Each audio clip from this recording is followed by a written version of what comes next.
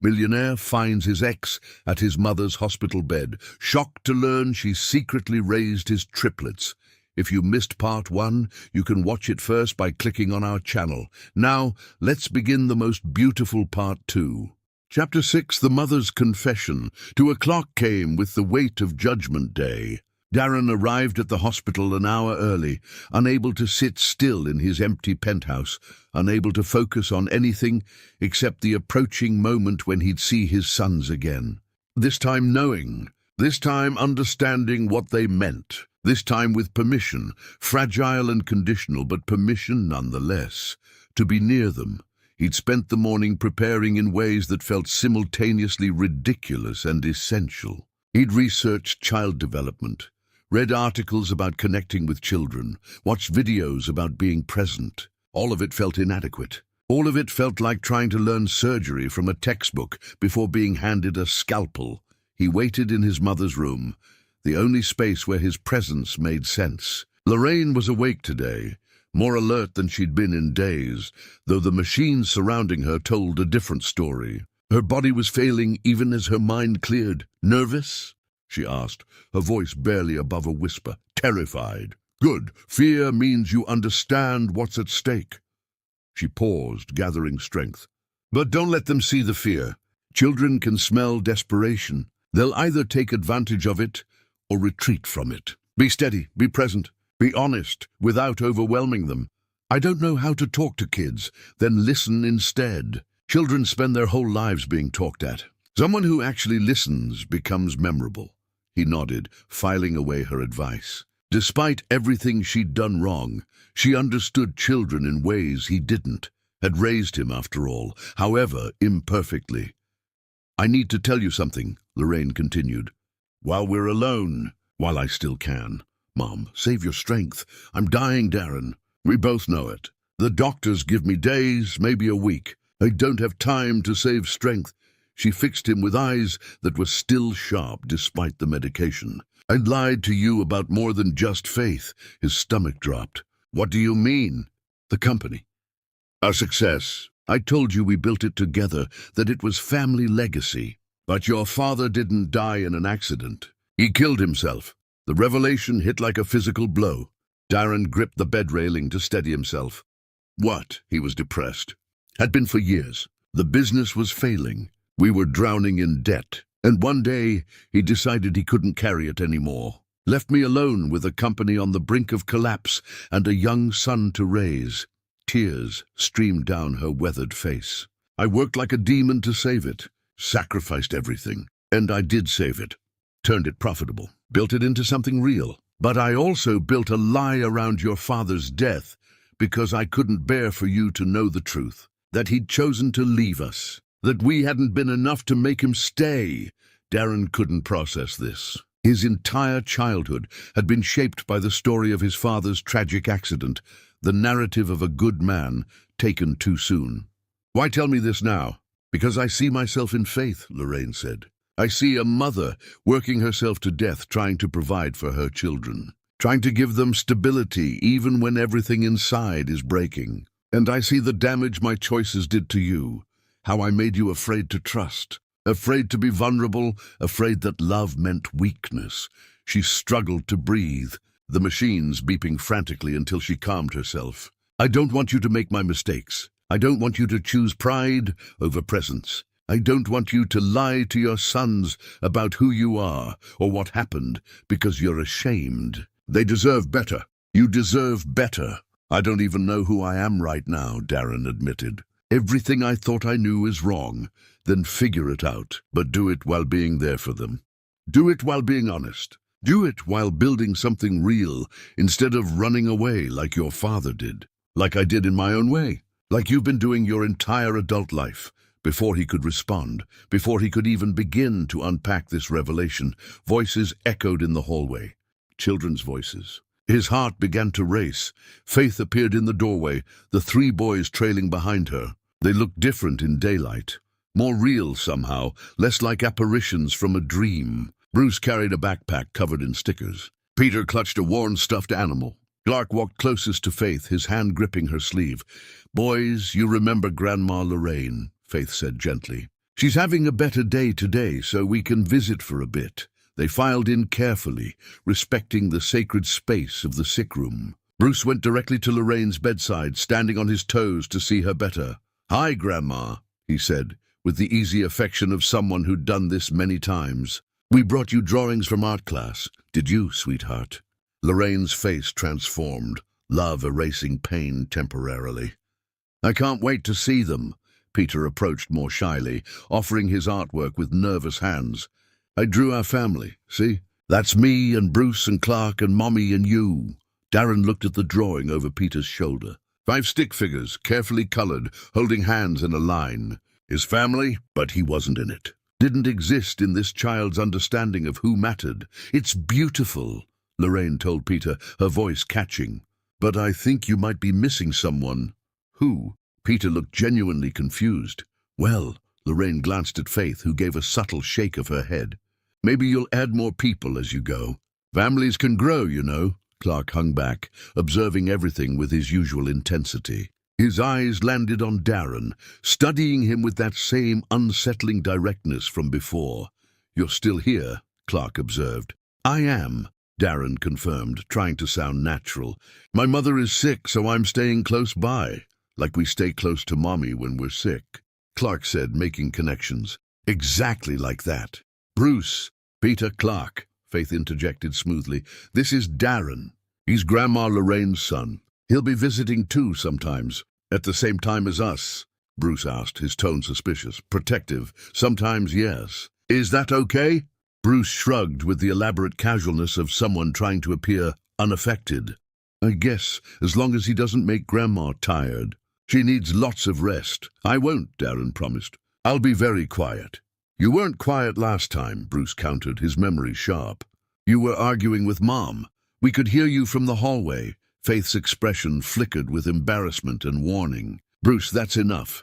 But it's true. You said we should always tell the truth, and that's the truth." They were arguing, out of the mouths of children. Darren had underestimated how observant they were, how much they noticed, despite adults' attempts at discretion.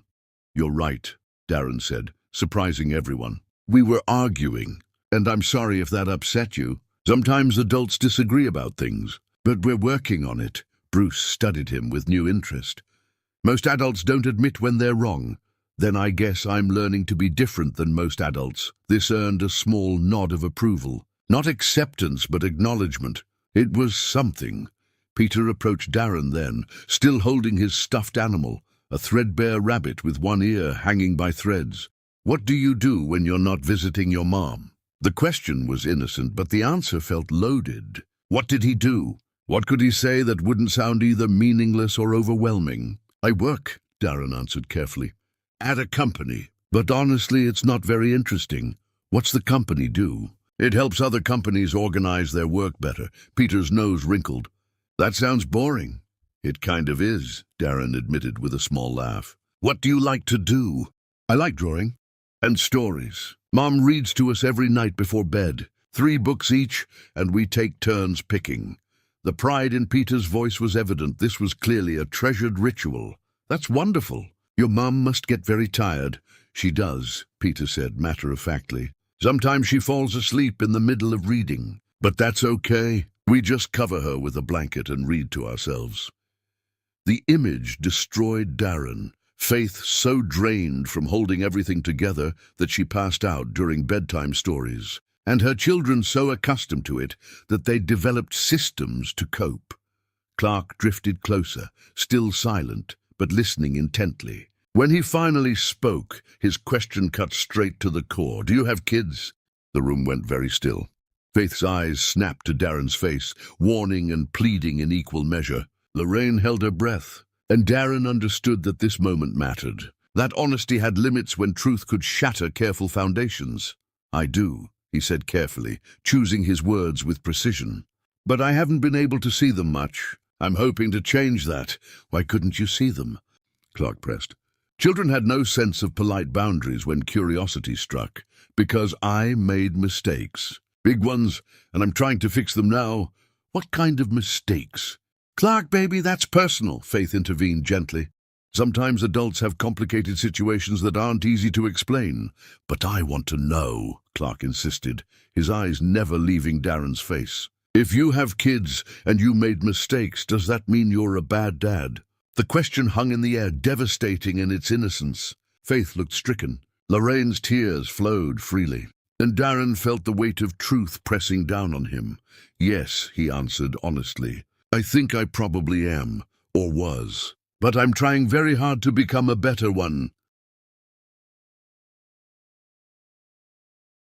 How? Clark demanded. How do you become better? I don't fully know yet, Darren admitted. But I think it starts with being there, with listening, with caring more about being present than about being right, and with accepting that the people I hurt might never forgive me, but trying anyway because they deserve better than my absence. Clark absorbed this with serious consideration. That sounds hard. It is hard. The hardest thing I've ever tried to do, but you're doing it anyway. I'm doing it anyway. Something shifted in Clark's expression. Not acceptance, but respect, maybe. Recognition that Darren had spoken to him like a person rather than dismissing his questions. Okay, Clark said simply, then moved to climb onto the chair beside Lorraine's bed. Bruce had been watching this entire exchange with hawk-like attention. Your kids are lucky, he said suddenly, that you're trying to be better. Some kids never get that chance. The words pierced through every defense Darren had left. Because Bruce didn't know he was talking about himself. Didn't know that he and his brothers were the kids Darren was trying to be better for. The irony was almost unbearable. I hope so, Darren managed. I hope someday they'll think I'm worth knowing. If you keep being there, they probably will, Bruce said, with the wisdom of someone beyond his years. Mom always says that consistency matters more than perfection. That even if you mess up sometimes, as long as you keep trying, that's what counts. Darren's eyes found Faith's across the room. She looked away quickly, but not before he saw the emotion there. She'd raised these boys to believe in second chances, in redemption, in the power of sustained effort. Even while she herself refused to trust him, she'd taught them principles that might eventually allow them to. Your mom sounds very wise, Darren said. She is. All three boys chorused in unison. Their agreement absolute and immediate. Faith cleared her throat, clearly overwhelmed. All right, boys. Let's let Grandma Lorraine rest a bit. We can do homework in the waiting area. Can we show Darren our homework? Peter asked suddenly. He seems nice. Maybe he knows about math. I hate math. Faith hesitated, clearly torn between protecting her sons and honoring the agreement they'd made. That's up to Darren. He might be busy. I'm not busy, Darren said quickly. I'd love to help with homework. If that's okay with you, Faith. She studied him for a long moment, then nodded slowly. 30 minutes. In the waiting area where I can see you. And if anyone gets uncomfortable, we stop immediately. Understood. They migrated to the waiting area, an odd little parade of a mother, 3 boys, and a man trying to become their father. Faith settled into a chair with a clear view of everything, her phone in hand, but her attention never wavering. Bruce pulled out a science worksheet. Peter had math problems he'd been avoiding. Clark had a book report due. They arranged themselves around a low table, spreading papers and pencils with the practiced efficiency of students who'd done homework in strange places many times before. Okay, Darren said, feeling wildly out of his depth. Who wants help first? Me. Peter thrust his math sheet forward. I don't understand fractions. They don't make sense. Why can't numbers just be whole? Because the world is complicated, Darren answered. And sometimes we need to describe parts of things, not just whole things. Here, let me show you. He began explaining fractions using the only manipulatives available, crackers from Peter's snack bag. Breaking them into pieces, showing how halves and quarters related, making it physical rather than abstract. Peter's face lit up with understanding. Oh, so if I have 1 cookie and I want to share it with Clark, we each get half. Exactly. But what if Bruce wants some too? Then you'd need thirds, which is trickier but same principle. Bruce looked up from his own work. You're good at explaining things? Most adults just get frustrated when we don't understand right away. That's because most adults forget how hard it was to learn this stuff the first time, Darren replied. Everything is hard before it's easy.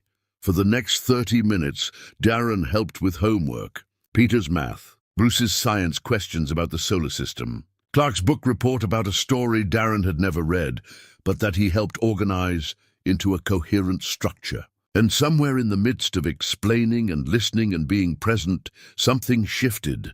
The boys relaxed, started joking, teasing each other, including him in their small world, without even realizing they were doing it.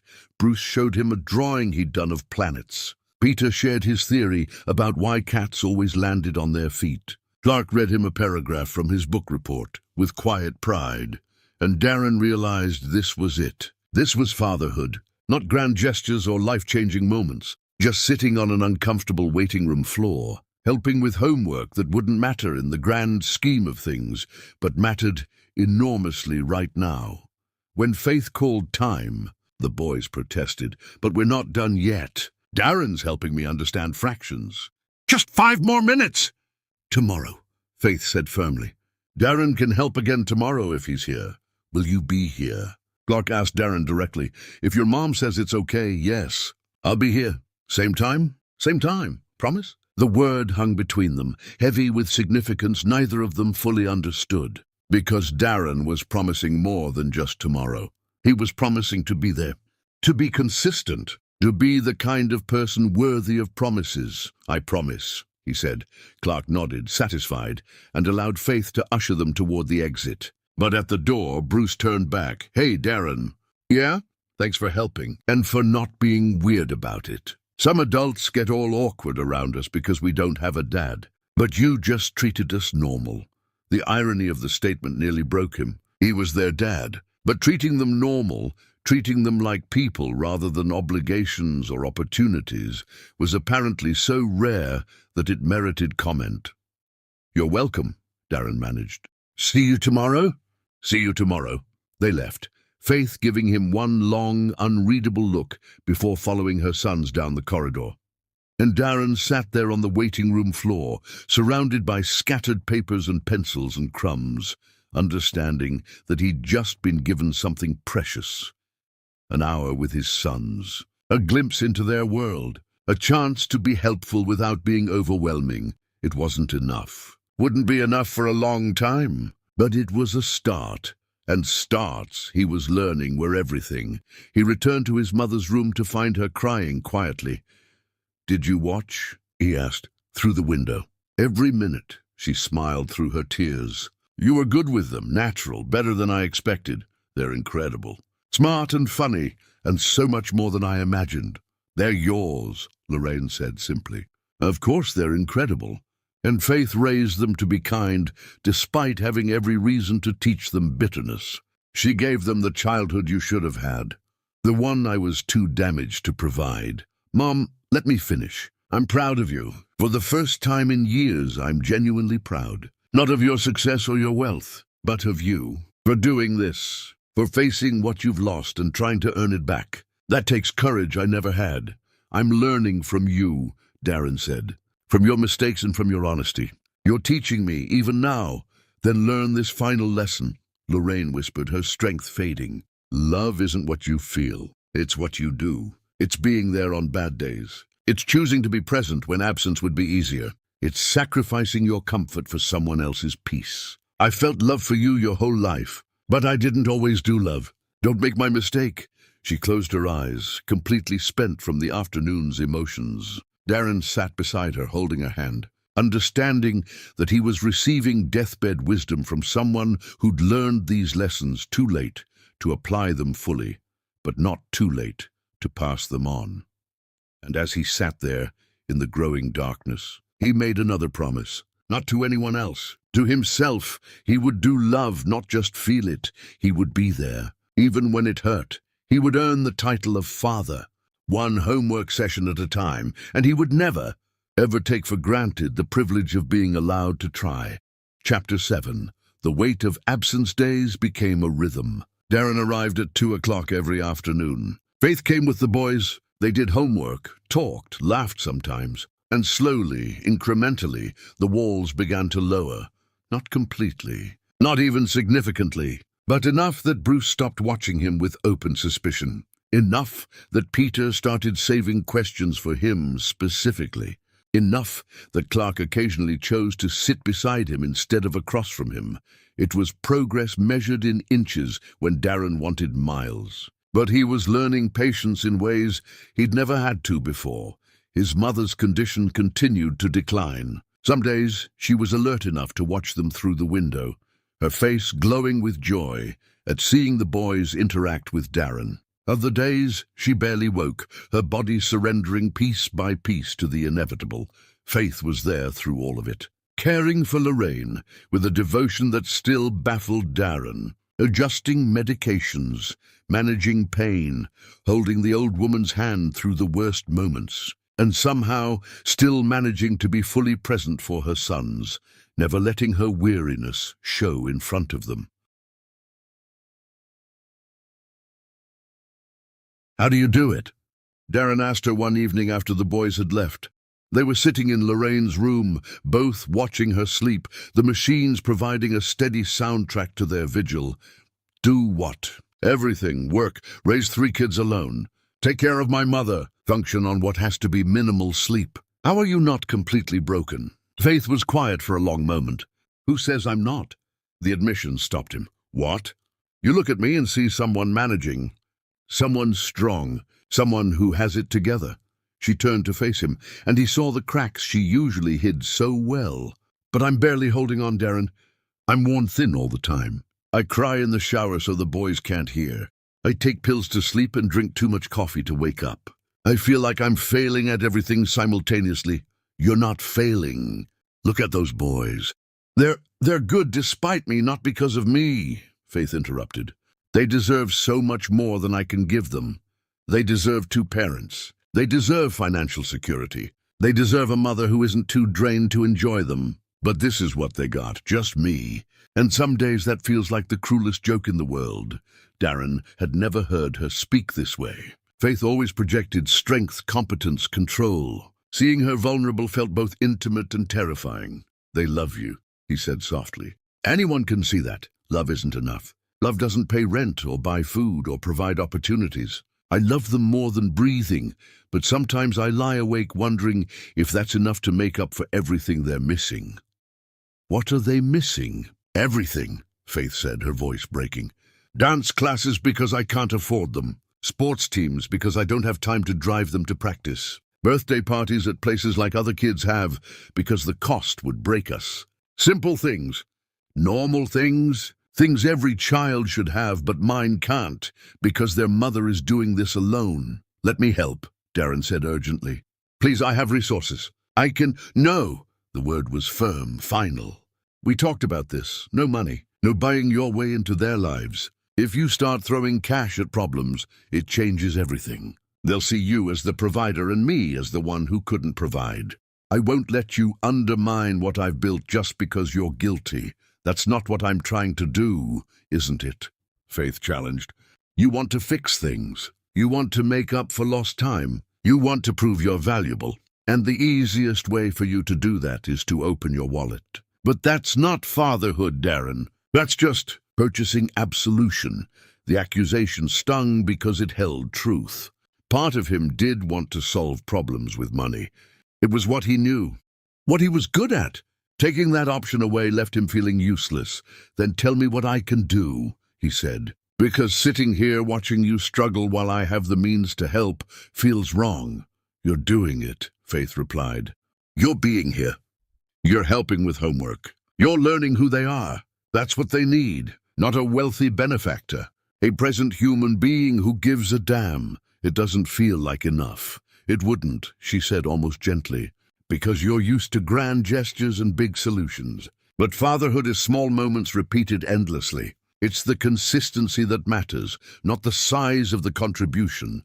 She stood, preparing to leave, and Darren felt the familiar panic of watching her walk away, of being left alone with his inadequacy. "Faith," he called after her, "for what it's worth, I think you're the strongest person I've ever met. And the boys aren't good despite you. They're good because of you."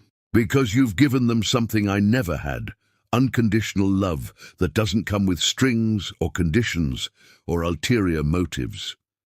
She paused at the door, her back to him. Thank you for saying that. Even if you don't mean it, I mean it. Then prove it. Keep being here. Keep being present. Keep choosing them over everything else your life offers. Because declarations are easy, Darren. And I've had enough declarations to last a lifetime. She left, and once again he was alone with his dying mother and his spiraling thoughts. The truth Faith had spoken settled into him like stones. She thought he was hollow, empty, a man who'd built wealth but no real substance. And she was right. His penthouse was a monument to loneliness. His office was full of people who worked for him but didn't know him. His life was structured around achievements that felt meaningless now that he understood what actually mattered. He'd become his mother's son in all the worst ways, choosing success over connection, prioritizing control over vulnerability, building walls so high no one could reach him, then wondering why he felt alone. But unlike his mother, he was getting a chance to change, a chance to become someone different, someone better. His phone rang, his assistant, probably calling about the countless meetings he'd cancelled, the deals he'd walked away from. The company that was starting to notice his absence. He let it go to voicemail. Then he turned off his phone entirely because Faith was right. He had to choose, and for the first time in his adult life, the choice was obvious. The next afternoon, Bruce arrived with a black eye. Darren noticed immediately, his entire body going on alert in ways he didn't fully understand. Some protective instinct he hadn't known he possessed. What happened? He asked before he could stop himself. Bruce shrugged with elaborate casualness. Nothing. Just stupid kid stuff. Bruce got in a fight at school, Peter volunteered, earning a glare from his brother. Peter, shut up. Boys' language, Faith warned, but her attention was on Bruce, checking the injury with practiced hands. We talked about this. You can't solve problems with fighting. He was saying mean things about you, Bruce muttered, his jaw set stubbornly. I wasn't going to just let him. Faith's expression softened, even as she maintained her stern tone. What kind of mean things? Doesn't matter. He won't say them again. Bruce Russell, tell me what happened. The use of his full name, their last name, not Darren's, was a reminder of everything Darren had missed. Bruce was a Russell.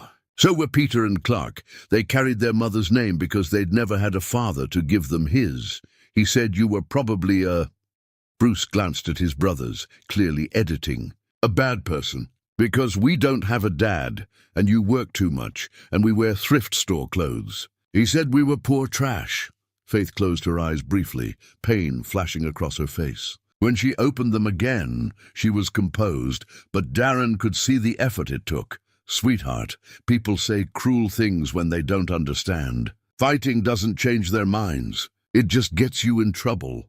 But I can't just let him talk about you like that. Yes, you can. Because what he thinks doesn't matter. What we know about ourselves, about our family, is what matters. Bruce's eyes filled with frustrated tears he refused to let fall. But it's not fair. We're not trash. You work so hard. You do everything for us. And people still look down on us because we don't have what other kids have. The words destroyed Darren. This child, his child, was carrying shame about their circumstances, fighting to defend his mother's honor, bearing burdens no child should have to bear. You're right, Darren found himself saying. It's not fair. Your mom is incredible.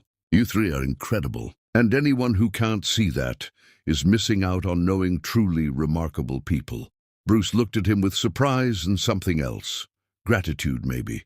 You really think that? I know that. Your mom has more integrity in her little finger than most people have in their entire bodies. She's raised you boys to be kind and smart and thoughtful. That's not trash. That's excellence. Then why do people treat us differently? The question came from Clark, who'd been silently observing as usual. Why do teachers talk slower to us like we're stupid? Why do other parents pull their kids away when we try to play? Why does everyone assume we're problems just because we don't have a dad? The honesty in his voice was devastating. These children had learned far too young that the world judged them for circumstances beyond their control. Faith looked stricken, clearly unaware that her sons had noticed these things, had internalized them. "Because people are often small," Darren answered, choosing his words carefully. "They judge based on appearances rather than character. They assume poverty means failure rather than understanding the 1,000 ways life can be hard. They're wrong. But that doesn't make their judgments hurt less. How do we make them stop?" Peter asked, his voice small. "You don't," Faith said gently. "You can't control what other people think or say. You can only control how you respond. And you respond by being so undeniably good, so clearly worthy, that eventually their judgments reveal them as the small people they are. Not you, but that takes forever," Bruce protested. "Yes," Faith agreed. "It does. Being underestimated is draining. Proving yourself repeatedly is draining. Living with others' low expectations is draining. But the alternative, becoming bitter or mean or small yourself, is worse." She pulled Bruce into a hug, despite his attempts to act too old for such things. "I'm sorry you have to deal with this. I'm sorry your life is harder because of choices I made. But I'm so proud of you for defending our family. Just find better ways to do it than fighting, okay?" "Okay," Bruce mumbled into her shoulder.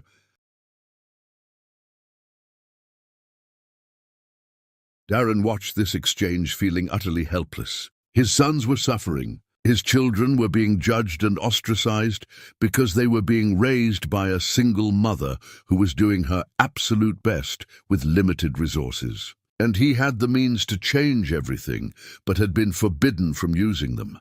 After Faith left with the boys, Bruce heading to an after-school detention for the fight, Darren sat with his mother, his mind churning. "I can't just watch them struggle," he said aloud. "I can't sit here knowing I could make their lives easier and do nothing." "Then don't do nothing," Lorraine rasped. But be smart about it. Faith is right that you can't throw money at them. But there are other ways to help." "Like what?" "Like being there when Bruce gets bullied. Like helping Peter understand he's not stupid just because learning is hard. Like noticing when Clark goes too quiet and drawing him out. Like supporting Faith in ways that don't undermine her." She paused, breathing heavily. "Like being the partner she needed back then, the one who shares the burden rather than just writing checks. I don't know how to do that. Learn, ask, pay attention. Faith has been shouldering everything alone for so long, she probably doesn't even know how to ask for help. So you have to see what needs doing and do it. Not because you want credit, not because you're trying to prove something, but because that's what family does. Family." The word sat strange in his mouth. He'd built a successful company, but had no actual family. Had focused on legacy, without understanding that legacy wasn't about what you left behind. It was about who you left behind to carry it forward. "I'm running out of time to teach you," Lorraine said, her voice weakening. "So listen carefully.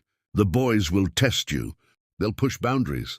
They'll see if you disappear when things get hard. Don't disappear, Darren. No matter what. Even if they're cruel. Even if they reject you. Even if it takes years for them to accept you. Don't disappear. I won't. And Faith will test you too. She'll expect you to fail because everyone else has failed her. She'll armor herself against disappointment. Your job is to be consistent enough that her armor becomes unnecessary. To prove that you're safe. That you're steady, that you're not going anywhere. How long will that take?" "As long as it takes," Lorraine echoed. "Could be months, could be years, could be never. Are you prepared for that?" Darren thought about his empty penthouse, his meaningless achievements, the life he'd built that felt increasingly like a prison. "Yes," he said. "I'm prepared for whatever comes." "Good," Lorraine smiled weakly. "Then maybe something good will come from my mistakes after all. Maybe those boys will get the father they deserve, and maybe Faith will finally get the partner she needed all along." She closed her eyes, and Darren wasn't sure if she'd fallen asleep or was simply too tired to continue. He sat beside her, holding her frail hand, understanding that every conversation might be their last. His phone buzzed. He'd turned it back on briefly to check if Faith needed anything. But it wasn't Faith. It was his lawyer. The message was urgent. The company was facing a crisis, Decisions needed to be made immediately. His physical presence was required. Darren stared at the message for a long moment. The old him would have left immediately, would have prioritized the business over everything else, would have told himself he could deal with personal matters later, after handling this emergency. But sitting in that hospital room, his dying mother sleeping beside him, his sons somewhere in the city facing judgments and struggles he'd caused through his absence, Darren understood something fundamental had shifted. The business would survive or it wouldn't. The crisis would be resolved or it wouldn't. But this moment, this choice, this chance to become someone different, wouldn't wait. He typed back a simple message: "Handle it without me. I'm unavailable indefinitely." Then he turned off his phone again, because Faith had been right about everything. He had built wealth, but no real substance. He was a stranger even to himself. But he didn't have to stay that way. He could choose differently, be different, become someone worth knowing. It would be hard, would cost him things he'd spent years building, would require humility and patience and sustained effort, with no guarantee of success. But his sons were worth it. Faith was worth it. And maybe, if he worked hard enough, he'd discover he was worth it too. Outside the window, the city moved through its rhythms. People pursuing their ambitions, chasing their definitions of success, building their own hollow lives. Darren had been one of them, but not anymore. Now he was just a man sitting beside his dying mother, waiting for the chance to help his son with homework. It wasn't much, but it was real. And real, he was learning, mattered more than everything else combined. Chapter 8. Innocence asks questions. The hospital had become Darren's entire world. He moved through its corridors with the familiarity of someone who'd memorized every turn, every waiting area, every place where natural light managed to penetrate the institutional gloom. His penthouse sat empty. His office chair remained vacant. His company continued operating without him, proving what he'd suspected. He'd never been as essential as he'd believed. But here, in this space of sickness and hope and slow redemption, he was beginning to matter, not in grand ways, not in the sweeping gestures he'd once imagined fatherhood required, but in small moments that accumulated into something resembling presence. Bruce had started asking him for help with science projects. Peter saved his toughest math problems for their afternoon sessions. Clark had begun reading him passages from books unprompted, seeking approval Darren tried to give without overdoing it. They still didn't know he was their father. That truth remained locked away, waiting for a moment Faith deemed appropriate. But they were beginning to accept him as someone safe, someone consistent, someone who was there when he said he would be. It wasn't enough, would never be enough to make up for the years he'd missed. But it was something. His mother's decline had accelerated. The doctors spoke in euphemisms that all meant the same thing: days, not weeks. She slept more than she woke now, her moments of clarity becoming precious and rare. But when she was awake, she watched the boys with an intensity that suggested she was trying to memorize them, to carry their faces into whatever came next. Tell them, she'd whispered to Darren during one of these lucid moments. Soon, they need to know before I'm gone. Faith says, I know what Faith says, but those boys deserve the truth. And you deserve the chance to claim them before it's too late. Too late for what? For me to see it. For them to have one grandmother who acknowledges them openly. For you to step into fatherhood while someone who loves all of you is still here to witness it. But Faith remained firm. Not yet. Not until she was sure. Not until Darren had proven beyond doubt that he wouldn't disappear the moment reality became difficult. So Darren continued being there, continued helping with homework, continued existing on the periphery of his sons' lives, close enough to see everything he was missing, far enough away that his heart ached constantly with the distance. Then came the afternoon. Everything shifted. Faith arrived with the boys later than usual. She looked haggard, in ways that went beyond typical weariness. Her eyes were red. Her movements were slow, careful, as if she were afraid of shattering. What happened? Darren asked immediately, alarm rising. Nothing, everything, I don't know. She shook her head, clearly overwhelmed. "I just need to sit with your mother for a while. Can you watch the boys?" It was the first time she'd asked him to watch them alone.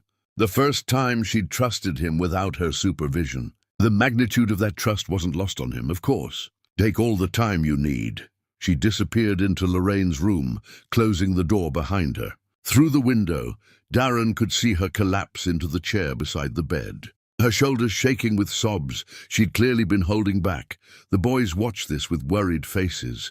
"Mum's sad again," Peter observed quietly. "She's been sad a lot lately. Do you know why?" Darren asked gently. Bruce shrugged. "She won't tell us, but I think it's about money. I heard her on the phone last night crying about rent. She didn't know I was listening." The casual revelation hit Darren like a blow. Faith was struggling financially, had been this entire time, and he'd been following her rules about not helping while she drowned. "And about Dad," Clark added suddenly, his voice soft but clear. "She was crying about Dad too." Darren's heart stopped. "What about him?" She was talking to herself. She does that sometimes when she thinks we're asleep. She was saying that Dad should be here, that she can't do this alone anymore, that she's so tired of pretending everything is okay when it's not. The three boys looked at each other, then at Darren, their faces showing emotions too complex for children to be carrying. "Do you think our Dad will ever come?" Peter asked, his voice small and hopeful and devastating all at once. "Mom says he's away, but maybe he'll come back someday." Darren's throat closed completely. He was right here, standing in front of them. But they didn't know, couldn't know until Faith decided they were ready. "I think," he said carefully, weighing every word, "that your dad probably thinks about you all the time, and wishes he could be here, and is trying very hard to find a way back to you." "But why did he leave?" Clark pressed. "If he loved us, why would he go away?" "Sometimes," Darren struggled to find words that were honest without being destructive, "adults make terrible mistakes. They believe wrong things, they choose poorly, and by the time they realize what they've done, so much time has passed that they don't know how to fix it." "But you can always fix mistakes," Bruce argued. "Mom says that. She says it's never too late to make better choices. Your mom is very wise. Then why doesn't our dad make better choices?" Bruce's question carried accusation and pain. "Why doesn't he just come and say he's sorry and be our dad?" "Maybe he's trying," Darren said softly. "Maybe he's working very hard to become someone worthy of being your dad. Because just appearing isn't enough if you haven't changed, if you haven't learned, if you haven't become better." Clark studied him with that unsettling intensity. "Are you talking about our dad or about you?" The question stopped everything. The hospital sounds faded. The world narrowed to this child's two knowing eyes. "What do you mean?" "You said you have kids you made mistakes with," Clark reminded him. "You said you're trying to become a better dad." It sounds the same. Like maybe all dads who mess up are trying to figure out the same things. Out of the mouths of children came truth adults spent lifetimes avoiding. "Maybe they are," Darren admitted. "Maybe every parent who's ever failed their children is asking themselves the same questions. How do I make this right? How do I prove I've changed? How do I become someone they'd want in their lives?" "And what's the answer?" Bruce asked. "How do you make it right?" "I don't know yet," Darren said honestly. "I'm still trying to figure that out. But I think it starts with being there, with being honest, with accepting that forgiveness might never come but trying anyway, because they deserve better than absence." Peter had been quiet during this exchange, but now he spoke up. "Do your kids know you're trying?" "I hope so. I hope they can see that I'm here, that I'm not going anywhere, that even though I can't fix the past, I'm committed to being better in the future." "I bet they can see it," Peter said with the absolute certainty of childhood. "Kids always know when adults really care, even when the adults think they're hiding it." Darren's eyes burned. These boys, his boys, were trying to comfort him about a situation they didn't even know they were part of. "Can I ask you something?" Clark said suddenly. "And you have to answer honestly." "Okay, do you think our dad loves us, even though he's not here?" The question destroyed him, because how could he answer honestly without revealing everything? How could he make promises for a person they didn't know was standing right in front of them? "Yes," he said, his voice breaking. "I think your dad loves you more than anything in the world. I think he thinks about you every single day. I think missing you hurts him in ways he can't even describe. And I think he'd give up everything he has for the chance to be your dad the way you deserve. Then why isn't he here?" Bruce demanded, frustration breaking through. "If all that's true, why isn't he here?" "Because," Darren stopped, unsure how to proceed. "Because sometimes love isn't enough. Sometimes you have to prove yourself. Sometimes you have to earn back trust that was broken. And that takes time." "How much time?" Peter asked. "How long do we have to wait?" "I don't know, buddy. I wish I did. But I don't think it's about time. I think it's about being there consistently. About proving through actions instead of declarations that you've really changed." Clark moved closer, his small face serious. "Is that what you're doing? With your kids? Being there until they believe you?" "Yes. Do you think it's working?" Darren looked at these three boys who'd let him into their lives in small ways, who'd started trusting him with homework and questions and small pieces of their inner worlds, who didn't know they were answering his question just by being here. "I hope so," he said. "I really hope so." "Well, I think your kids are lucky," Bruce said with finality, "because at least you're trying. At least you're here. That's more than our dad is doing." The irony was unbearable. Darren was here, was trying, but his presence didn't count because they didn't know who he was. His effort was invisible because faith had built walls around the truth. "Bruce," Clark said thoughtfully, "what if our dad is trying but we just can't see it yet? What if he's close, but Mom hasn't told us because she's protecting us?" Bruce frowned. "Why would she need to protect us from our own dad?" "Because maybe she's scared," Peter suggested. "Maybe she's scared he'll leave again, or that we'll get hurt. Mom's always scared about things hurting us." These children understood more than any adult gave them credit for. They'd analyzed their situation with clarity that was both impressive and heartbreaking. "Your mom loves you very much," Darren said. "Everything she does is to protect you. Even when her choices don't make sense to you, they come from love." "We know," all three chorused in unison. A long silence fell. The boys seemed to be processing something, exchanging looks that suggested wordless communication born from sharing a womb and a childhood. Finally, Bruce spoke. "Darren, can I ask you something weird?" "Sure. Are you—" He paused, searching for words. "You're around a lot.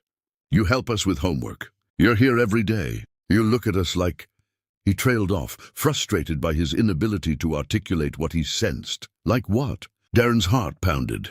"Like we're important," Bruce finished. "Like we matter more than anything. The way Mom looks at us. Nobody else looks at us like that." Peter nodded agreement. "And you kind of look like us." Clark noticed it first, but we all see it. "You have our nose and our chin. And sometimes when you smile, it's like looking in a mirror." Clark took a step closer, his eyes searching Darren's face. "And you're here every single day. You canceled work to be here? We heard you on the phone once, telling someone that nothing was more important than being here. Why would you do that for kids who aren't yours?" The question hung in the air, heavy with possibility and hope and fear. Darren looked at these three boys, his sons, who'd figured out something they weren't supposed to know yet. He thought about faith's rules, about waiting for permission, about respecting boundaries, but he also thought about honesty, about these children deserving truth, about his mother dying and wanting to see them know before she was gone. "What do you think?" he asked quietly. "Why do you think I'd do that?" Bruce's eyes went wide. Peter's mouth dropped open, and Clark simply nodded, as if confirming something he'd known all along. "Because you're him," Clark whispered. "You're our dad." The words hung in the air between them, truth finally spoken, impossible to unsay. "Are you?" Bruce demanded, his voice rising. "Are you our dad?" Darren's eyes filled with tears he couldn't control. "Yes," he said, his voice breaking. "Yes, I'm your dad. And I'm so sorry. I'm so sorry I wasn't there. I'm so sorry you had to wonder and wait and hurt. I'm so sorry for everything." The three boys stared at him, processing this confirmation of what they'd suspected. Their faces showed confusion, anger, hope, betrayal, every emotion possible cycling through in rapid succession. "Did Mom know?" Peter asked. "That you were here. Did she know you're our dad?" "Yes." "And she didn't tell us?" Bruce's voice rose with betrayal. "She let us think you were just some random person. She lied to us." "She was protecting you," Darren said quickly. "She was making sure I was worthy before letting me disrupt your lives. She was being a good mom by lying." Bruce's eyes filled with angry tears. "That's not protecting. That's treating us like babies who can't handle the truth." The door to Lorraine's room opened. Faith stepped out, her face still tear-stained, and froze when she saw the scene. 4 males facing each other. 3 boys with tears streaming down their faces. One man looking guilty and devastated. "What happened?" she demanded, fear in her voice. "What's going on?" "They figured it out," Darren said quietly. "They asked me directly, and I couldn't lie to them, Faith. I couldn't look them in the eyes and pretend to be someone I'm not." Faith's face went pale, then red, then pale again. "You told them?" "After I specifically said, 'We asked him,'" Clark interrupted. "We put it together. We're not stupid, Mom. We can see. We can think. And we asked him directly if he was our dad. And he should have redirected you to me," Faith said, her voice sharp with fury and fear. "We had an agreement, Darren. You broke it. I'm sorry, but they deserved the truth. They're smart kids. They'd already figured it out. What was I supposed to do, lie? Destroy their trust in me before it even had a chance to build? You were supposed to respect my boundaries." Faith's voice broke. "You were supposed to let me handle this in my way, in my time." "Your way was never telling them," Darren shot back.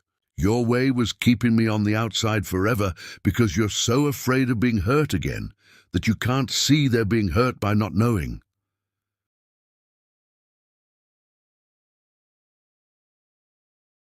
The boys looked between them, watching their parents fight about them, and something in their faces broke. "Stop!" Bruce shouted. "Just stop fighting. You're fighting about us like we're not even here, like we don't get a say in our own lives." Peter was crying openly now. "I don't understand. If you're our dad, why weren't you here before? Why now? What changed?" And Clark, quiet Clark, asked the question that cut deepest. "Do you even want to be our dad? Or are you just here because you feel guilty?" The 3 questions hung in the air, each one requiring an answer Darren wasn't sure how to give. Faith moved quickly, gathering her sons toward her, creating a protective barrier between them and Darren. "Boys, let's go. We'll talk about this at home, away from here." "No!" Bruce pulled away from her. "I want answers now." "I'm tired of waiting. I'm tired of being protected from stuff I'm old enough to understand. Bruce, please, he's our dad." Bruce's voice cracked with emotion. "Our actual dad, and you didn't tell us. You made us think he was just some random person helping with homework. How is that okay?" Faith looked destroyed, torn between her children and the man who'd failed them all. "I was trying to protect you. From what?" Peter asked. "From having a dad? From getting hurt?" "Mom, we're already hurt. We've been hurt our whole lives, wondering why we weren't good enough for him to stay." "That's not—" Faith started, but her voice failed. Darren stepped forward, his hands raised in surrender. "You are good enough. You've always been good enough. This isn't about you, any of you. This is about me being a coward, about me believing lies, about me failing to fight for what mattered. But I'm here now, and I'm not leaving. I know that's hard to believe. I know I haven't earned your trust, but I'm staying, and I'm going to prove it." "How?" Clark asked, his face streaked with tears. "How do you prove something like that?" "By being here," Darren said, dropping to his knees so he was at their eye level. "Every single day. For homework. For bad days. For good days. For everything in between. By being there even when it's hard. Even when you're angry at me. Even when you don't want me there. I'm here anyway because that's what fathers do. But you didn't before," Bruce accused. "You weren't there before. Why should we believe you'll stay now?" "Because I didn't know before," Darren said, his voice raw. "Your mom tried to tell me. I didn't listen. I believed terrible lies about her. I walked away without looking back. And I've regretted it every day since I learned the truth. I can't change the past. I can't give you back the years I missed. But I can give you every day going forward. If you'll let me, The boys looked at each other, that wordless communication passing between them again. Finally, Bruce spoke. "I don't know if I can forgive you. I know. I don't know if I want you as a dad. I understand. But—" Bruce's voice wavered. "But maybe I want the chance to figure it out. Maybe I want to see if you're telling the truth about staying." It was the smallest opening, the tiniest possibility, but it was more than Darren deserved. "Thank you," he whispered. "Thank you for even considering it." Peter moved closer, studying Darren's face. "Do we call you Dad now? Or still Darren? I don't know what to do. Whatever feels right to you," Darren said. "There's no rush. No pressure. You call me whatever you're comfortable with." Clark hadn't said anything, just stood there crying silently, his small body shaking. Darren wanted to reach for him, to comfort him, but didn't dare move without permission. Faith was crying too, her hands covering her mouth, watching her sons process this revelation she tried so hard to control. "I'm sorry," she said to them. "I'm so sorry.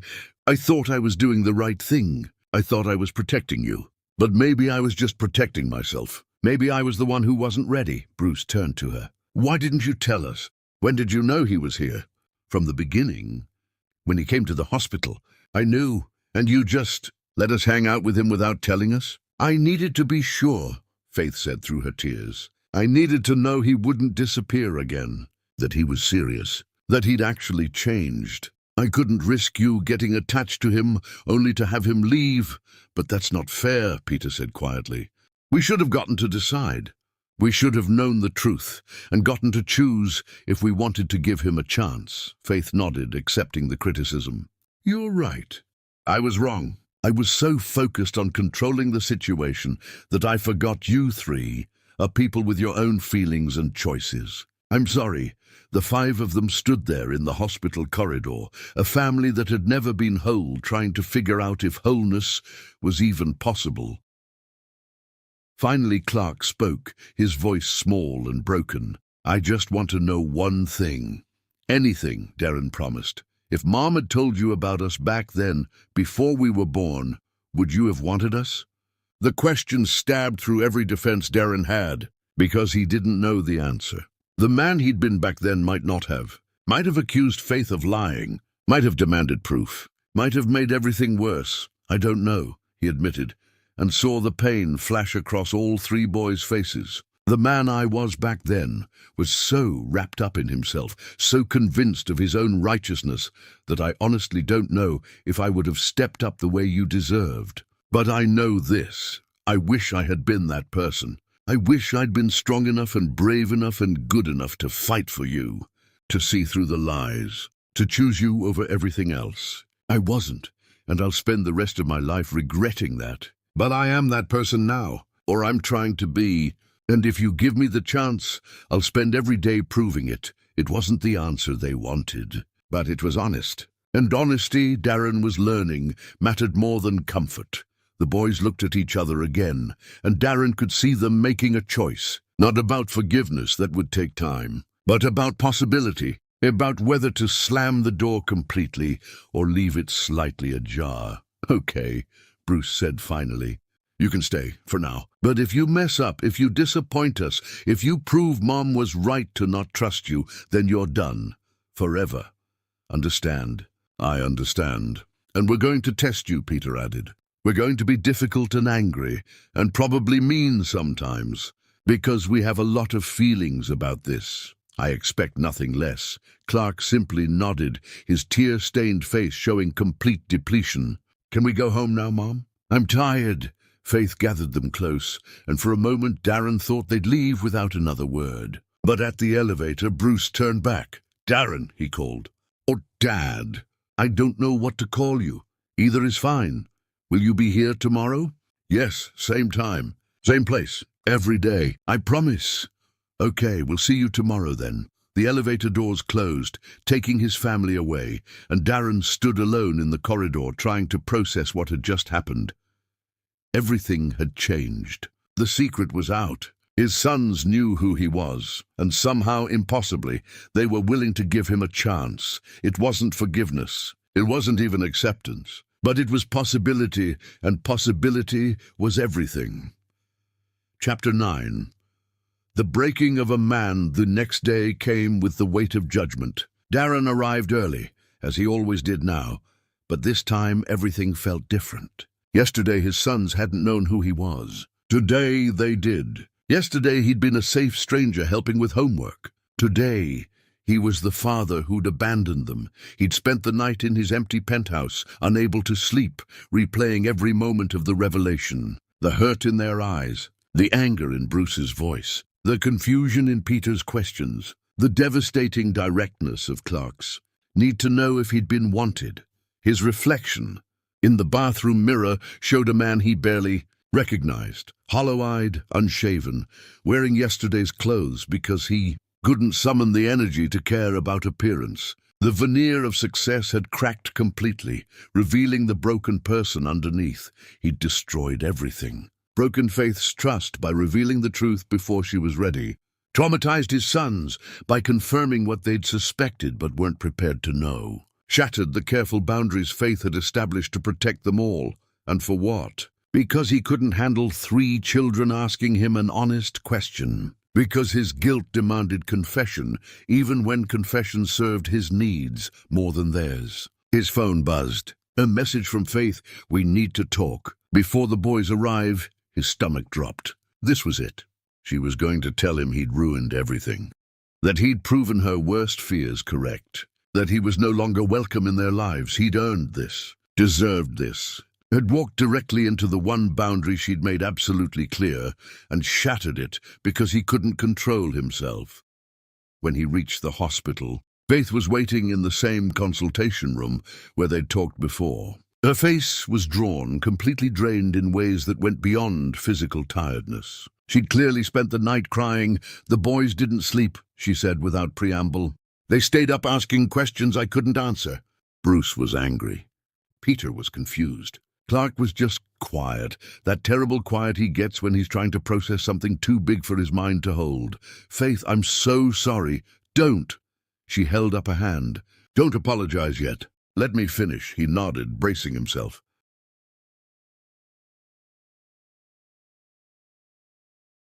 "You broke our agreement," she continued. "You did exactly what I asked you not to do. You put your needs, your need to be honest, your need to be acknowledged, your need to be their father right now, instead of earning it slowly, above their needs, above what was best for them." Each word landed like a physical blow. "I know, you're right. I should have redirected them to you. Should have respected your authority as their mother. Should have remembered that this isn't about me." "But," Faith said, and he looked up in surprise. "But they were going to figure it out anyway. They're too smart, too observant. They'd already connected all the dots. So maybe I was wrong to try to control it so tightly. Maybe I was protecting myself more than them." "You were protecting them," Darren said firmly. "You were making sure I was worthy before letting me destroy their sense of security." "You were being a good mother, was I?" Faith's voice broke. "Because right now my sons are hurt and confused and angry. Bruce feels betrayed that I lied to him. Peter is questioning everything he thought he knew. And Clark asked me this morning if I'd been planning to never tell them. If I was going to let them grow up never knowing their father was right there. What did you say?" "I told him the truth. That I don't know. That I was so scared of them being hurt that I couldn't see I was hurting them differently by keeping the secret." She wiped her eyes roughly. "They want to see you today. Want to talk more. But Darren, I need you to understand something. Anything. This doesn't mean we're a family now. This doesn't mean everything is fixed. This is the beginning of the hardest part, not the end of the difficult period. They know who you are now, which means every promise you make matters more. Every disappointment will cut deeper. Every time you choose something else over them will confirm their worst fears, that they aren't enough to make you stay." "I won't."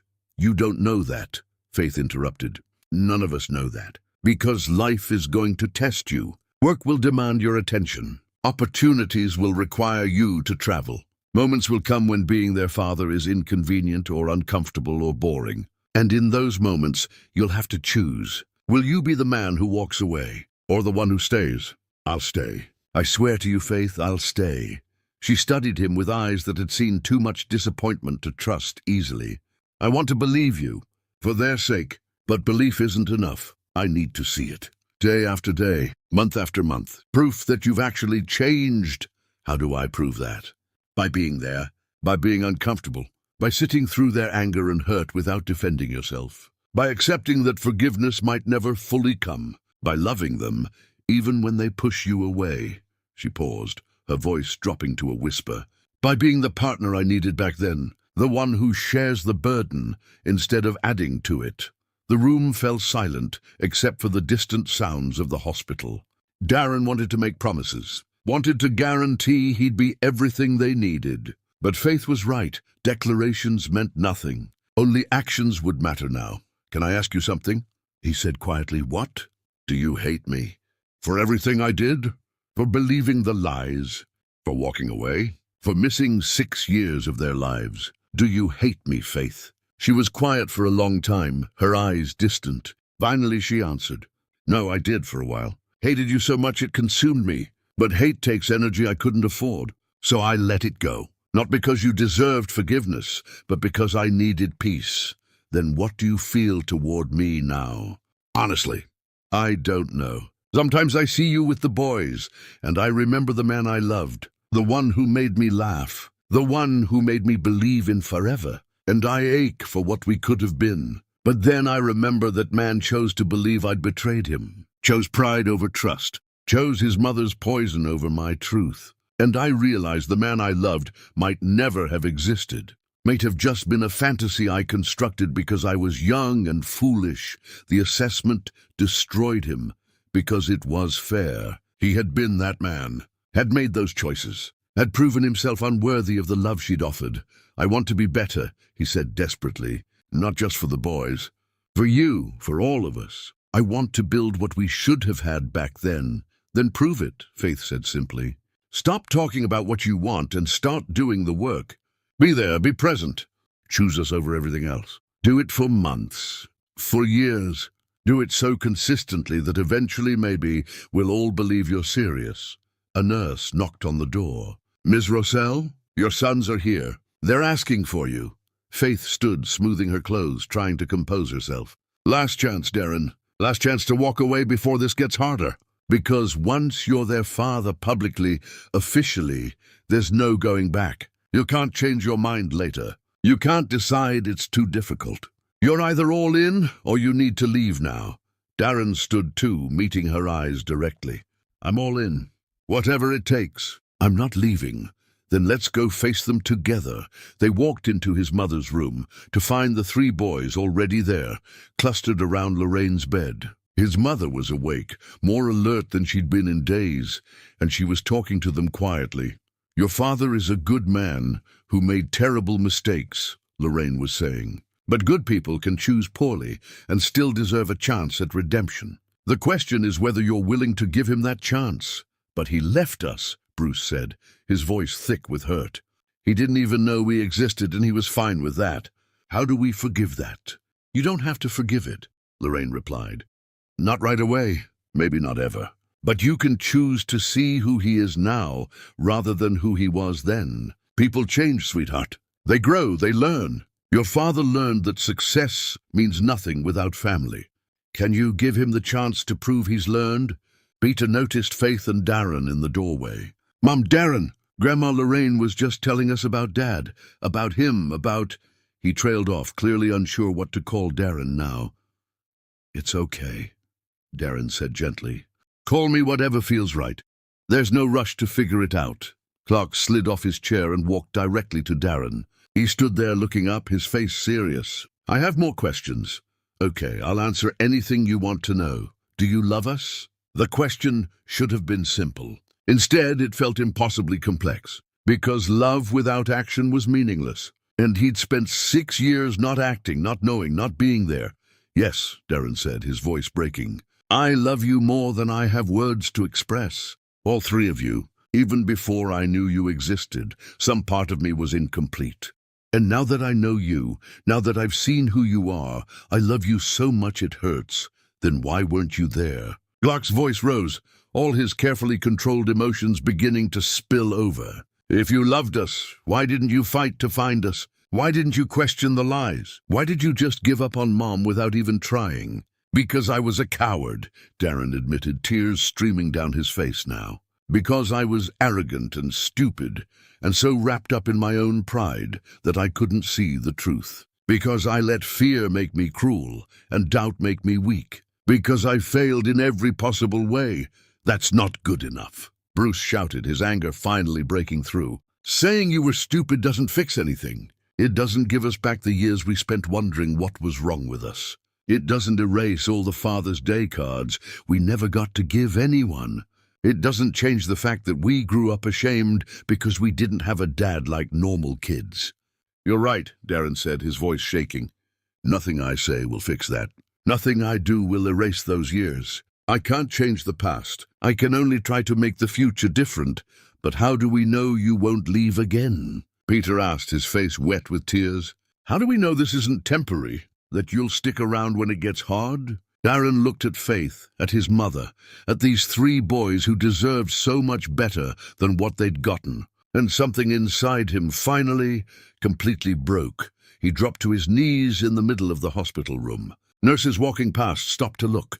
Other families in the hallway turned to stare. His mother watched with tears streaming down her face. Faith stood frozen, her expression unreadable, and Darren wept.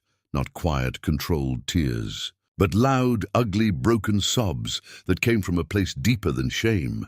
The kind of crying that only happens when every defense has crumbled, when pride has been completely destroyed, when the weight of accumulated failures finally crushes the person carrying them. I'm sorry, he choked out between sobs. I'm so sorry. To all of you. Bruce Peter Clark, I'm sorry I wasn't there. I'm sorry you had to wonder and hurt and feel like you weren't enough. You were always enough. You were more than enough. It was me who wasn't enough. His hands covered his face, his whole body shaking. Faith, I'm sorry for believing lies about you, for walking away, for not fighting, for robbing you of a partner when you needed one most, for making you carry everything alone, for 6 years of absence when I should have been there. He looked up at his mother through his tears. Mom, I'm sorry for being the son you made me into, for choosing pride over love, for learning all your worst lessons and none of your best ones, for wasting years on things that don't matter while losing everything that does.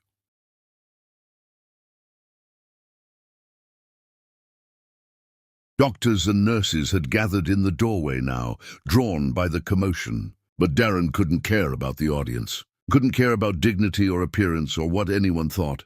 He was broken, completely, finally, and breaking was the only honest thing left to do. I don't deserve another chance, he said, looking at his sons through tears. I don't deserve to be your father. I don't deserve to call myself your dad. But I'm begging you, please, please let me try. Let me prove that I can be better, that I can be there, that I can choose you over everything else, that I can be the father you deserved from the beginning. Bruce was crying too now, his anger giving way to confusion and pain. Peter had his arms wrapped around Faith's leg. Clark stood perfectly still, watching Darren with those 2 knowing eyes. I'll do anything, Darren continued desperately. I'll go to therapy. I'll change my life completely. I'll prove myself every single day. Just don't close the door completely. Don't decide I'm irredeemable. Give me the chance to earn my way back into your lives. Faith moved then, dropping to her knees beside him. She didn't touch him, but her presence was support enough. Darren, she said softly, breathe. You're spiraling. I can't lose them, he gasped. Not now. Not when I finally understand what I'm losing. Please, Faith, please help me fix this. She looked at her sons, at the man falling apart in front of them, at Lorraine, who was watching with an expression of profound sadness and hope. Boys, Faith said gently. Come here. They approached slowly, uncertain. Faith gathered them close, creating a small circle of the 5 of them on the hospital room floor. Your father is broken right now, she told them. He's realizing everything he's lost, everything he threw away, and it hurts him more than he can handle.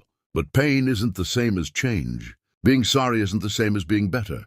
What do we do with someone who's hurt us but says they want to change? We give them a chance to prove it. Bruce said quietly, repeating lessons Faith had clearly taught them.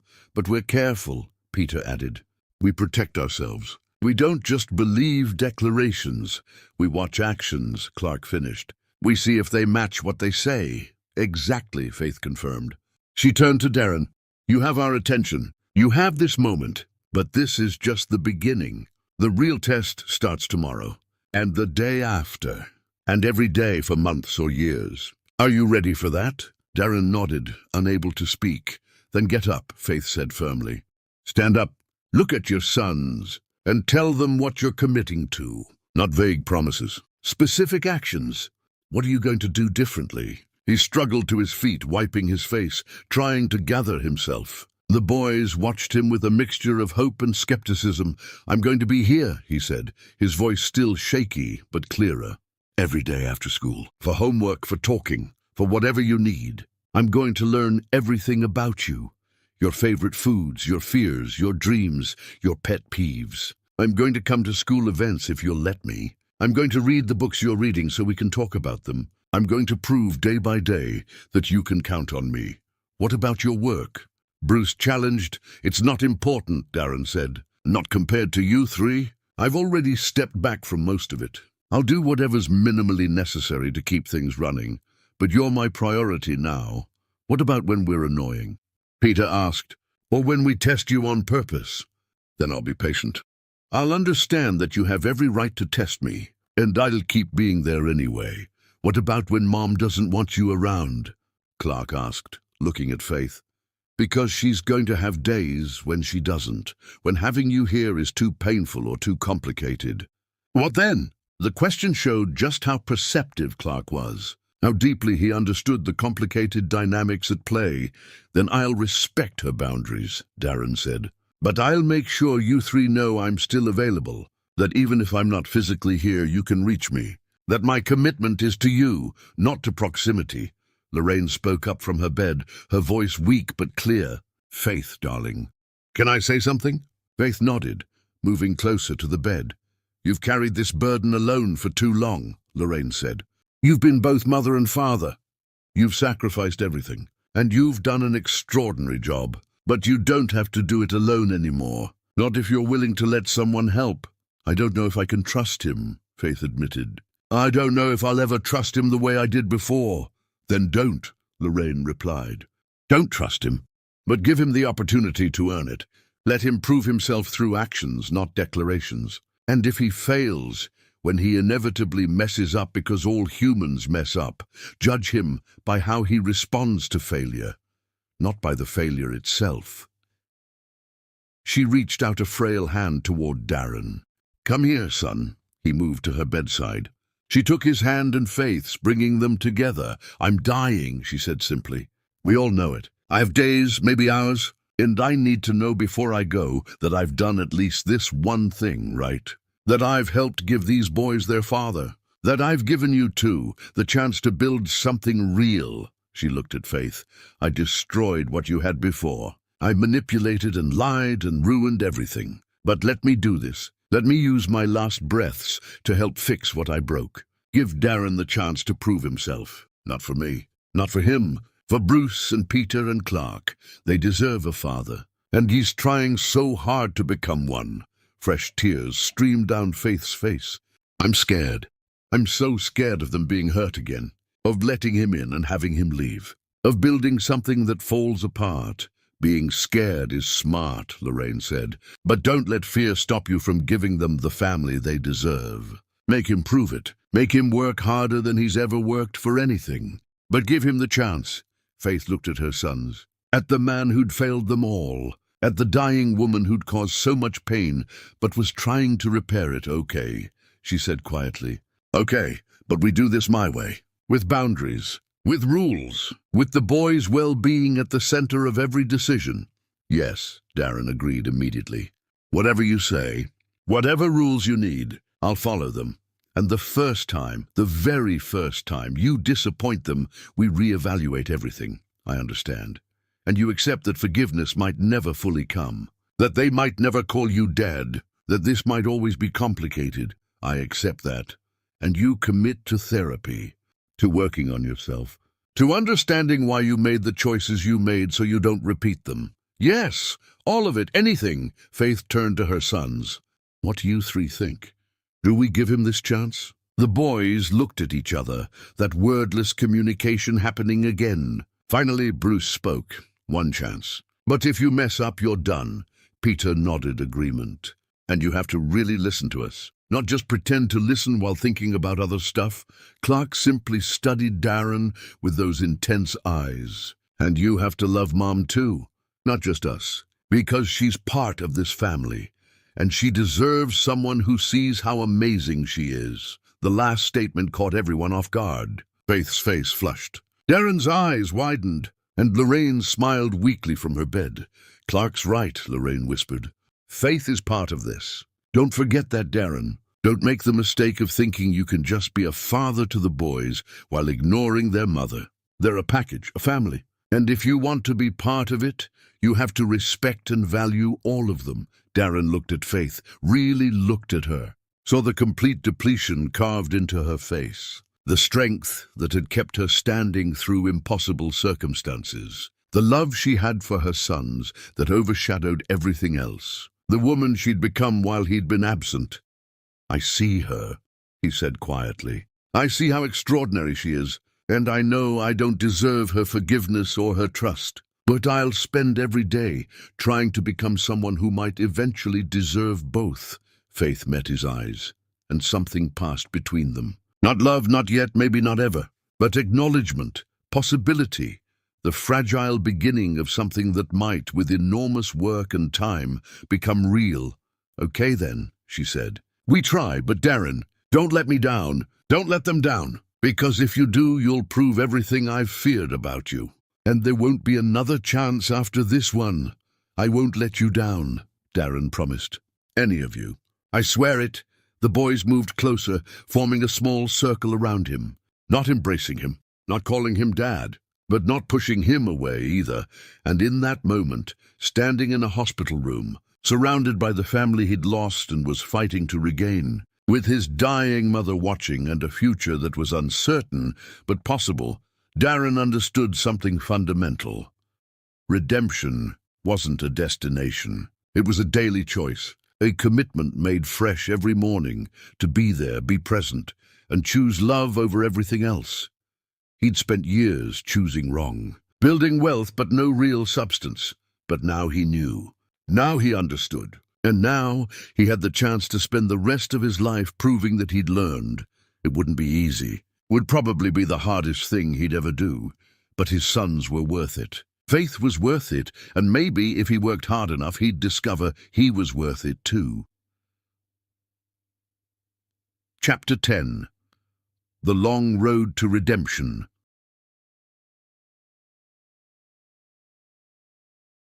The days that followed were unlike anything Darren had experienced. There was no manual for navigating newly acknowledged fatherhood with children who knew you'd abandoned them. No guidebook for earning trust you'd shattered before it even had the chance to form. But he was there, every single day, 2 o'clock, without fail. Sometimes the boys were warm, asking him questions and including him in their world. Other days they were cold, barely acknowledging his presence, making him work for every scrap of connection. And some days they were actively hostile, testing him with cruel questions and deliberate provocations designed to make him leave. He never left. His mother died on the 5th day. She slipped away peacefully in the early morning, Faith holding one hand and Darren holding the other. Her last words were to the boys, who'd been allowed in to say goodbye. Take care of each other, she'd whispered. Be a family. That's all I ever wanted. The funeral was small. Faith and the boys came, which felt like both a gift and a test. Bruce wore a suit that was slightly too small. Peter cried throughout the service. Clark stood silent and watchful, processing grief in his own internal way, and Darren delivered the eulogy. For a woman who'd destroyed his life and then spent her final days trying to repair the damage. My mother made terrible mistakes, he told the small gathering. She manipulated, she lied, she prioritized control over connection. But in the end, she taught me the most important lesson I've ever learned, that it's never too late to tell the truth. Never too late to try to make things right. She died knowing she'd failed in many ways, but hoping she'd succeeded in this one thing, bringing a family together. After the service, as people dispersed, Faith pulled him aside. That was generous, she said. Considering everything she did, she was human, flawed and complicated and ultimately trying to do better. Isn't that all any of us can hope for? Faith studied him for a long moment. The boys want to talk to you. Away from me. They asked specifically if they could have time with you alone. His heart raced. Are you comfortable with that? No, she admitted, but I'm trying to trust your commitment. Trying to give them space to build their own relationship with you, independent of my feelings. Thank you for taking that risk. Don't thank me yet. They might be planning to tell you off, to yell at you without me there to stop them. Are you prepared for that? I'm prepared for whatever they need to say. She led him to where the boys waited near his mother's car. They looked small in their funeral clothes, united in that silent way siblings develop when facing something difficult together. We'll be right over there, Faith said, pointing to a bench within view but out of earshot. You have 15 minutes. When she was gone, the four of them stood in awkward silence. Finally, Bruce spoke. We've been talking, he said, his voice carefully controlled. The three of us. About you. About what we want. Okay, I'm listening. We don't want you to try to buy us, Peter said quickly. We don't need expensive stuff or fancy trips. We just need you to be there, like you have been. But more how? We want you to come to school things, Bruce continued. Not right away. Not until we're ready. But eventually. We want you there for concerts and games and conferences. We want you to be the person we can point to and say, that's our dad. Darren's throat closed. I'd be honored. And we want you to help Mom, Clark added. She's worn thin all the time. She pretends she's not, but we can tell. She needs someone to share the hard stuff with. Not money, just someone to talk to. Someone to help with decisions. Someone to make her smile sometimes. I want to do all of that. If she'll let me, she will, Bruce said with certainty. She acts tough, but she's lonely too. We can see it. She hasn't dated anyone since you. Hasn't even tried, because she was too busy being everything for us and too scared to let anyone else in. The boys exchanged another of their looks. Then Bruce took a deep breath. We decided we want to try calling you Dad.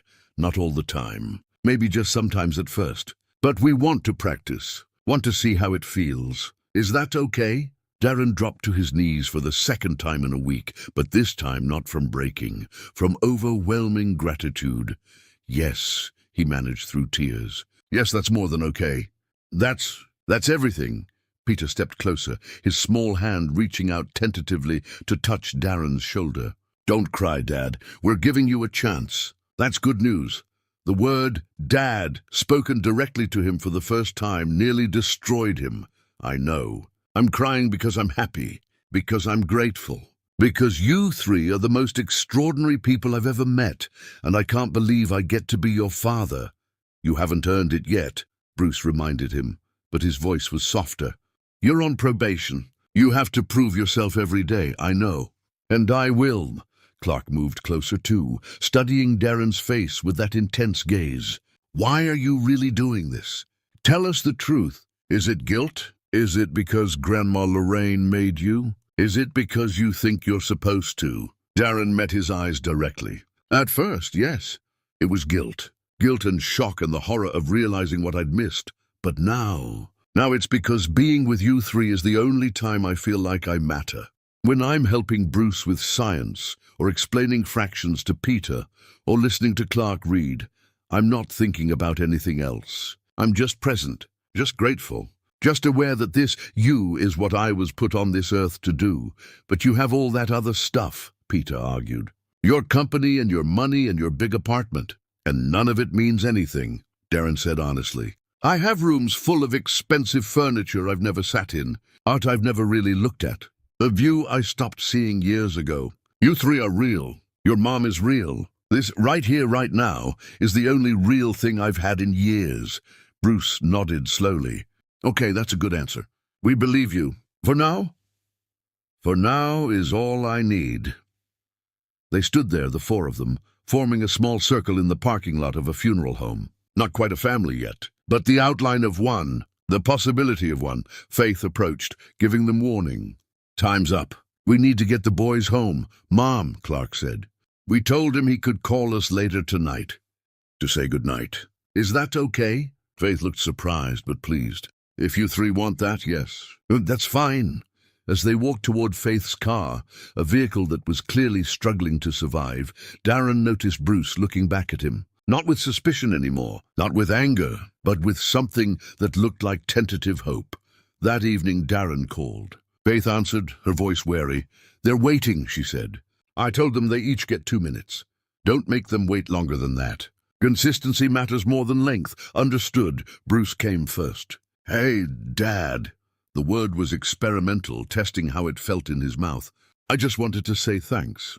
For today, for listening, for not making promises you can't keep. Thank you for giving me the chance. Peter wants to talk now. Bye. Peter's voice came through, smaller and more uncertain. Dad, I'm scared. I'm scared you'll leave. I'm scared this is temporary. I'm scared we're not enough. You are enough, Darren said fiercely. More than enough. I'm the one who has to be enough for you.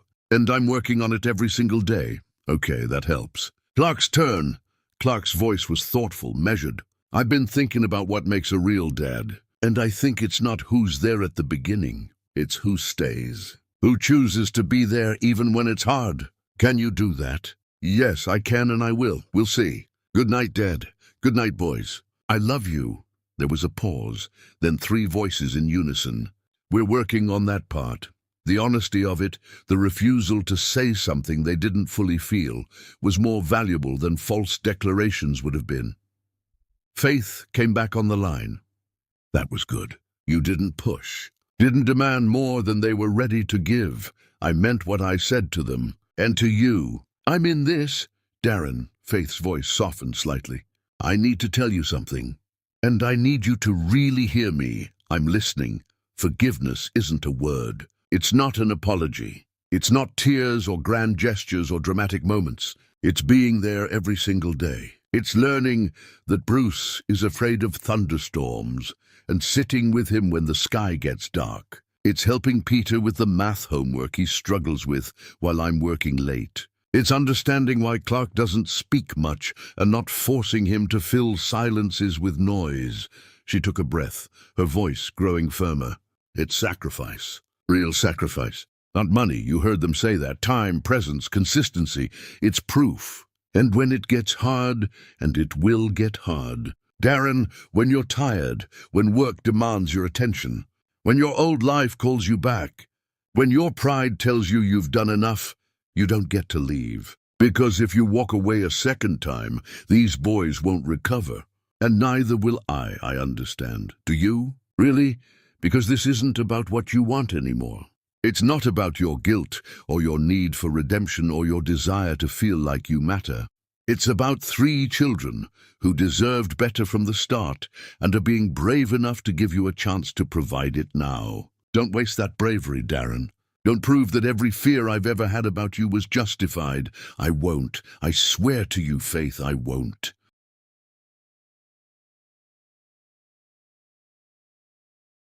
Then prove it.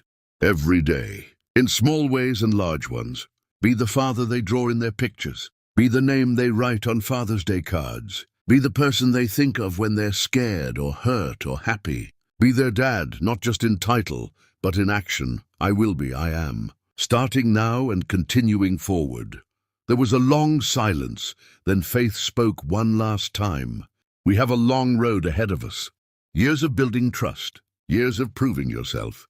Years of being there when it's hard. Are you ready for that? Yes, more ready than I've been for anything in my life. Then we'll see you tomorrow. 2:00. Don't be late, I won't be. I promise.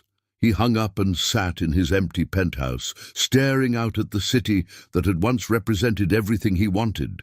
Now it just looked cold, distant, meaningless. But somewhere out there were 3 boys who tentatively called him Dad. A woman who was giving him an impossible chance. A future that would be harder than anything he'd ever faced. And for the first time in his adult life, Darren Thornhill understood the difference between having everything and having what mattered. The next day, he arrived at the hospital at precisely 2 o'clock. Faith was already there with the boys, settling into their usual spot. When Bruce saw him, something shifted in the child's face. He stood, walked over, and held out his small hand. Darren looked down at that outstretched hand, understanding what it represented. Not forgiveness, not yet. Not acceptance, not completely. But willingness, possibility, the fragile beginning of trust. He reached out slowly, giving Bruce every chance to pull back, to change his mind, to decide it was too soon. Bruce didn't pull away. Their hands met, held, and in that simple gesture lived every promise Darren had made and would spend years proving. Ready to do homework, Dad? Bruce asked, the words still experimental but less uncertain. Always, Darren replied, his voice thick with emotion. I'm ready for whatever you need. Peter and Clark joined them, and together, not quite a family yet, but the outline of one, they settled into the waiting area. Faith watched from her chair, her expression guarded but not closed. Still wary, still protecting, but allowing. And as Darren helped Peter with fractions and listened to Clark read and answered Bruce's questions about planets, he understood that this was it. This was fatherhood, not grand moments or dramatic declarations. Just being there, being present, choosing them over everything else. He had years of proof ahead of him. Years of earning what should have been his from the beginning. Years of building trust one homework session at a time, but Bruce's hand was in his. Peter was leaning against his shoulder. Clark was reading aloud without being asked, and Faith was watching with eyes that held the possibility, distant but real, of something beyond co-parenting, of partnership, of the family they might have been and could still, maybe, become. The road ahead was long, uncertain, full of tests he'd have to pass and pitfalls he'd have to avoid. But Darren Thornhill had finally found his way home, and he was never, ever leaving again.